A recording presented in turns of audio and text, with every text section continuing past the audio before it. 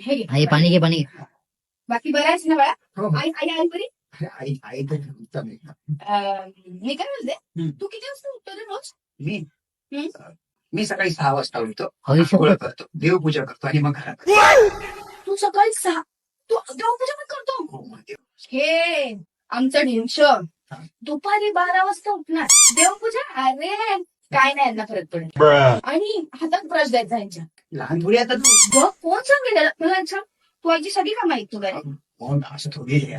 आईला मदत तर करायलाच पाहिजे नाही. हा बोलतो मला काय सांगत होतं माहिती माझे कुठलेच मित्र काय ऐकत नाही. नाही नाही हे बघ याला सांगितलं ना, खाली बाबा कोथिंबीर घेऊन ये. लालची माणूस आहे लालची. काय बोलतो माहिती का, 20 रुपये देशील त्याला सांग. हे चुकीचं आहे. 25 वर्षाचा घोडा घालून. आणि मला सांग, तू अंघोळीला जातो ना, टॉवेल चड्डी वगैरे सगळं आत घेऊन जातो ते. हो, मग आता लहान थोडी की आता आपल्याला आई घेऊन देणार ते.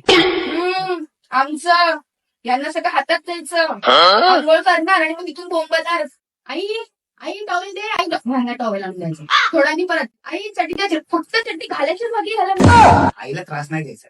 हे बघ, जेवणाचं ताट उचलत नाही, काय स्वतःच काम करतच नाही. सगळं आम्हीच करतो. 25 वर्षाचा घोडा झाला, आता लग्न होईल.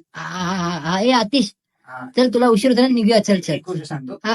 आई माफ करेल पण देव माफ नाही करेल. हो काय ठीक आहे चालेल चल. तर मी चला तेच म्हणतो मी तुझ्या घरी येतो रे. आई, हे आतिश तुझ्या घरी येतो.